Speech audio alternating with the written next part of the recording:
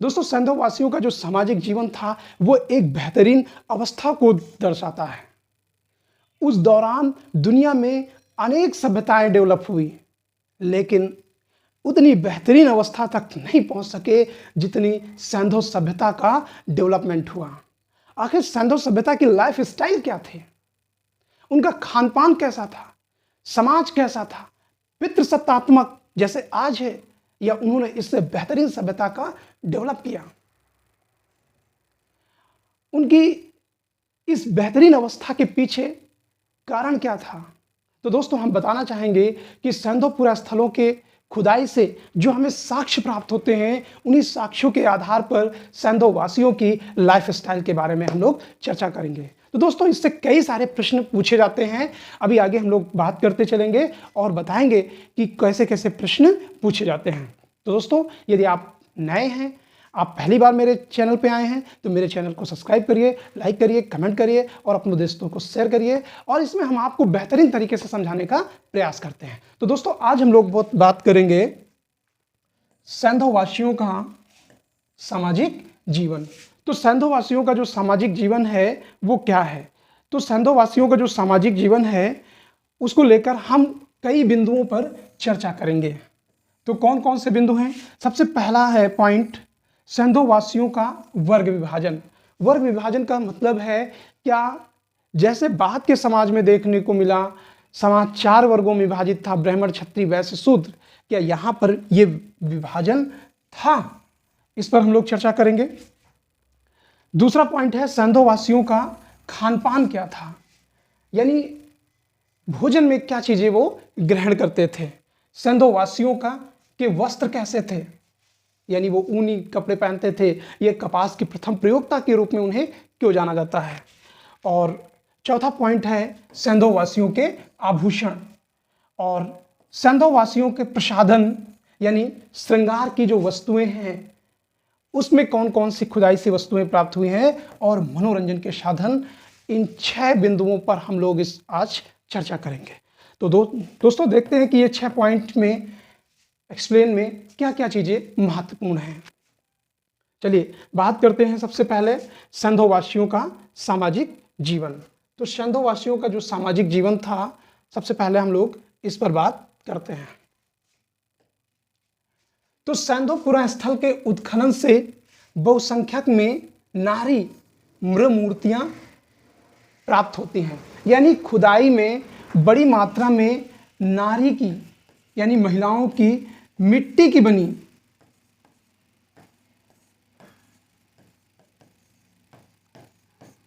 मूर्तियां।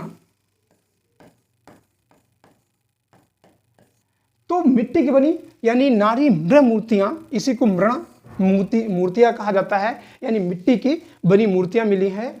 और इतनी ज्यादा मिली है, इससे यह स्पष्ट होता है कि यह समाज कैसा था, मातृसत्तात्मक। कैसा था? मातृसत्तात्मक समाज माना जाता है। अब मातृसत्तात्मक समाज क्यों माना जाता है? क्योंकि देखिएगा, पीछे हम लोगों ने पिछली क्लास में चर्चा किया था कि सैंधववासी या सैंधव सभ्यता को डेवलपमेंट करने में सबसे ज़्यादा साक्ष्य किसके मौजूद हैं? द्रविड़ समाज के, यानी भूमध्य सागरीय लोगों के। और एक खास बात है कि द्रविड़ समाज भी कैसा होता था? मातृसत्तात्मक। अब आप यहाँ पर समझें कि मातृसत्तात्मक और पितृसत्तात्मक 2 व्यवस्थाएं होती हैं समाज में। तो सबसे पहले हम बात करते हैं पितृसत्तात्मक समाज के बारे में। पितृसत्तात्मक का सीधा मतलब है जैसे वर्तमान में आज का समाज, आज के समाज में जो घर का डिसीजन होता है वो पिता ही लेते हैं, यानी पिता के पास डिसीजन मेकिंग की पावर होती है, यानी क्या होगा क्या नहीं होगा इसका निर्णय घर परिवार में कौन करता रहा है? पिता करते रहे हैं।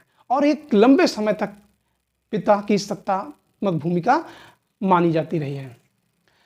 पिता के जाने के बाद उसके बड़े बेटे का उस घर का प्रमुख हो जाता है, तो अर्थात पितृसत्तात्मक पीढ़ी दर पीढ़ी लगातार आगे बढ़ती रही। आगे चल के किसी वीडियो में हम लोग चर्चा करेंगे कि हिंदुस्तान का समाज पितृसत्तात्मक समाज क्यों बना रहा। अब दूसरी बात हम लोग बात करेंगे कि समाज मातृ सत्तात्मक क्यों है, क्या है? तो मातृ सत्तात्मक जहां पर मां का वर्चस्व और घर, समाज, परिवार में मां की बातों की प्राथमिकता दी जाए, तो वही समाज क्या है? मातृ सत्तात्मक समाज है। तो सैंधव वासियों का जो समाज हमें देखने को मिलता है वो कैसा था? मातृ सत्तात्मक। क्यों ऐसा था? क्योंकि खुदाई में बड़ी संख्या में मिट्टी की मूर्तियां प्राप्त होती हैं। और आगे हम लोग देखते हैं सैंधव समाज में द्रविड़ियों की संख्या सबसे अधिक थी, क्योंकि हमने खुदाई में देखा था कि सबसे अधिक 6 कंकाल किसके मिलते हैं? द्रविड़ समाज के। और द्रविड़ समाज कैसा था? मातृ सत्तात्मक। अतः निश्चित रूप से उनका परिवार कैसा था? मातृ सत्तात्मक रहा होगा। हालांकि बहुत सारे विद्वान इस चीज को मानने के लिए तैयार नहीं है कि समाज कैसा रहा होगा? मातृ सत्तात्मक। फिलहाल जो मान्यता प्राप्त है वो मातृ सत्तात्मक समाज है। अब देखिएगा, हड़प्पा और मोहनजोदड़ो के साथ साथ अन्य स्थानों के उत्खनन से प्राप्त साक्ष्यों के आधार पर समाज को 4 भागों में विभाजित कर दिया गया। जैसे बाद में हम देखते हैं कि ब्राह्मण, क्षत्रिय, वैश्य, शूद्र थे, तो यहां भी उसी को आधार बनाकर विभाजित कर दिया गया। अब ये 4 वर्ग कौन कौन से थे? इनमें सबसे पहला जो वर्ग था वो था विद्वान वर्ग। दोस्तों, ये खुदाई से साक्ष्यों के आधार पर है, लेकिन हम पूरी तरह से ये नहीं कह सकते हैं ऐसा ही रहा होगा। दूसरा क्या है? योद्धा वर्ग। तीसरा क्या था? व्यापारी तथा शिल्पी वर्ग। और चौथा वर्ग था श्रमिक वर्ग।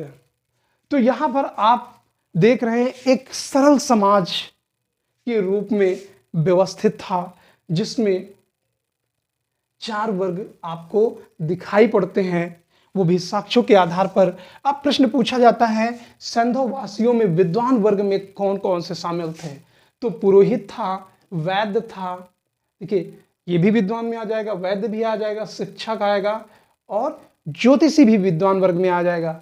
लेकिन सबसे महत्वपूर्ण है, इतिहासकारों ने जादूगर को भी किस में रखा है? विद्वान वर्ग। तो यही क्वेश्चन क्या है? इंपॉर्टेंट बन जाता है, यही पूछ लिया जाता है। उसके बाद योद्धा वर्ग में, यानी तलवार चलाने वाले, क्योंकि पहरेदार जब बाउंड्री देखने को मिलती है, खुदाई में 6 दीवारी मिलती है, तो निश्चित रूप में पहरेदार जरूर रहता होगा। प्राचीरों के अवशेषों के आधार पर क्षत्रिय वर्ग की क्या है? परिकल्पना की गई है। व्यापारी वर्ग में कौन कौन से थे?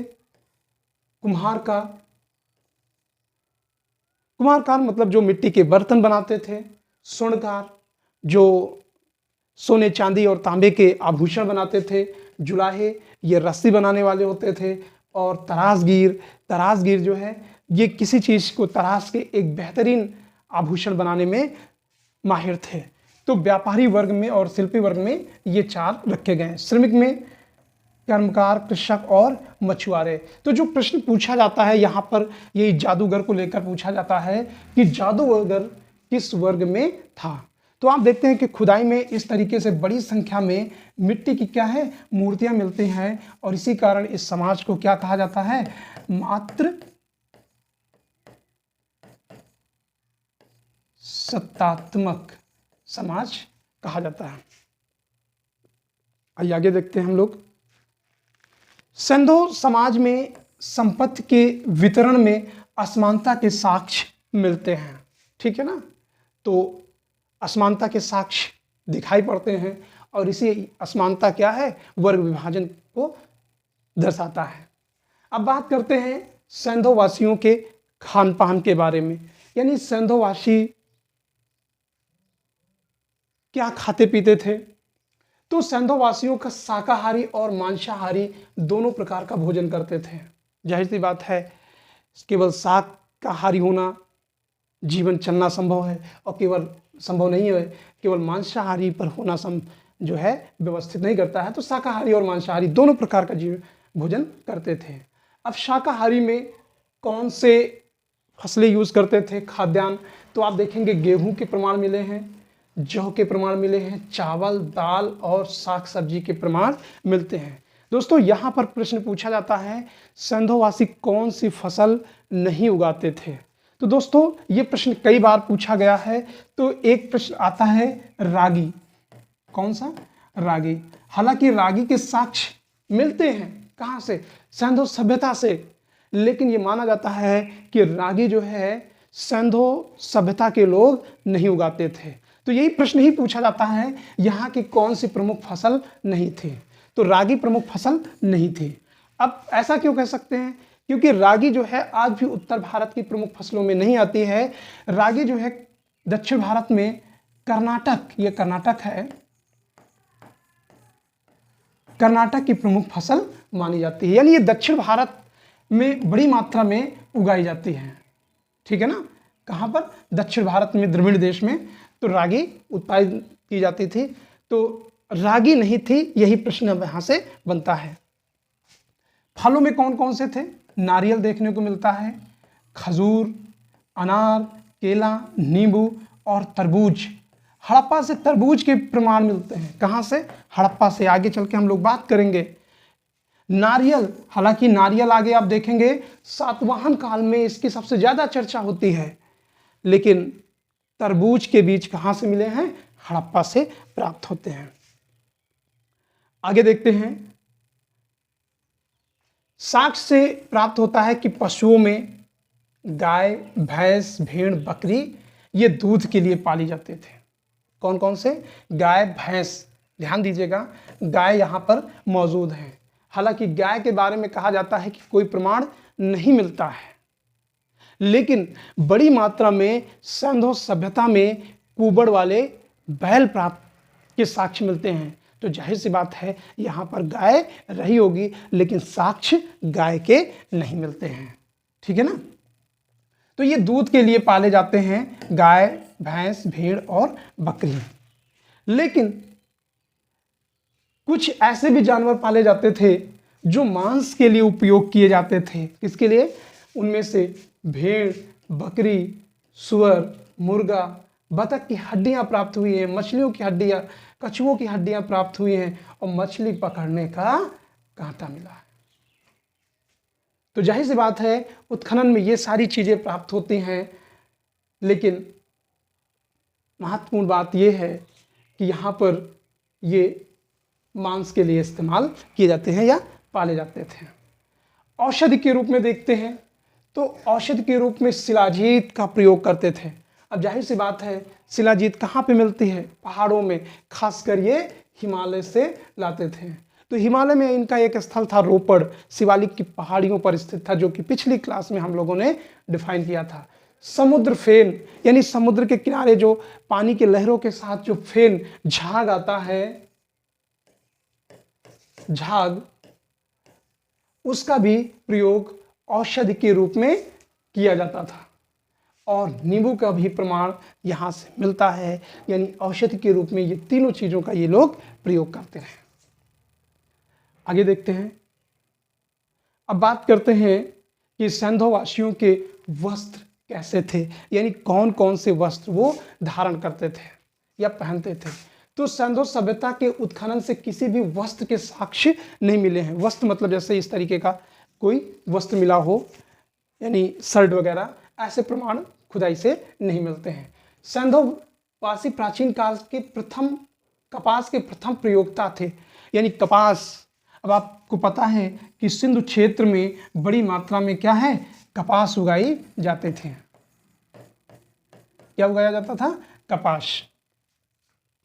तो कपास के प्रथम प्रयोक्ता थे। मोहनजोदड़ो से चांदी की डिबिया में के अंदर लाल रंग का कपड़ा मिला है। तो दोस्तों प्रश्न पूछा जाता है कि देखिए वस्त्र मतलब जैसे ये शर्ट है, ये ऐसे प्राप्त नहीं हुए, लेकिन कपड़ा प्राप्त हुआ है। ठीक है ना, तो कौन कौन से कहां से प्रमाण मिले हैं, तो मोहनजोदड़ो से चांदी की डिबिया के अंदर लाल रंग का, जिसको हम मजीठ का कपड़ा कहते हैं, ठीक है ना, मजीठ, मजीठ का कपड़ा।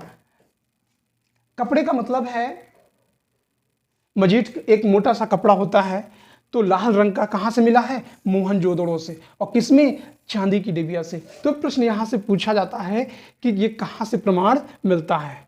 फिर हम देखते हैं कालीबंगा से चाकू पर कालीबंगा से लिपटे धागे के प्रमाण मिलते हैं।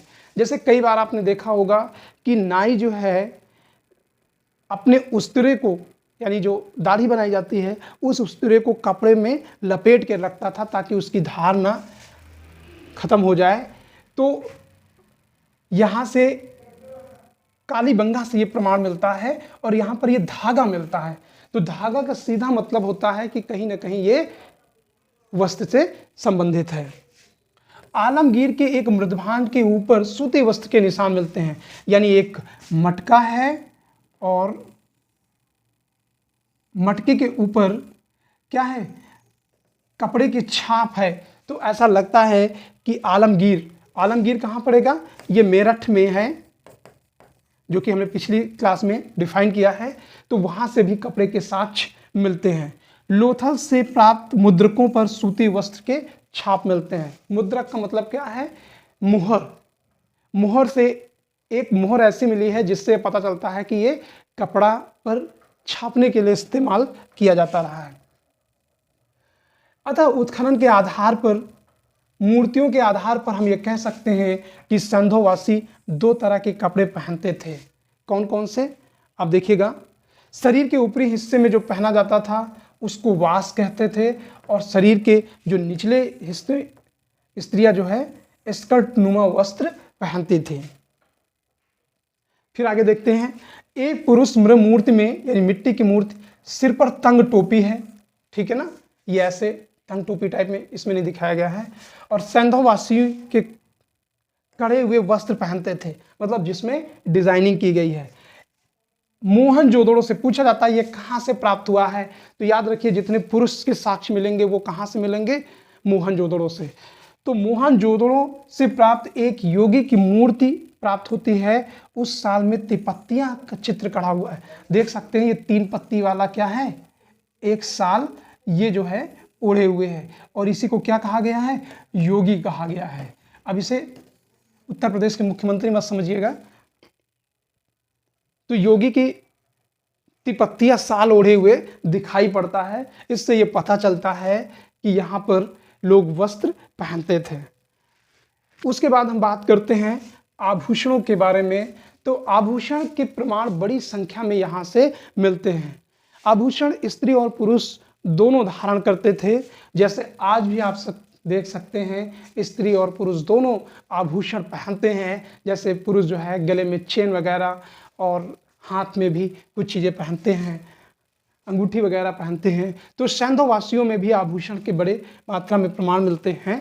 तो देखते हैं सैंधोपुरा स्थल के उत्खनन से बड़ी संख्या में आभूषण प्राप्त हुए हैं। स्त्री और पुरुष दोनों आभूषण धारण करते थे।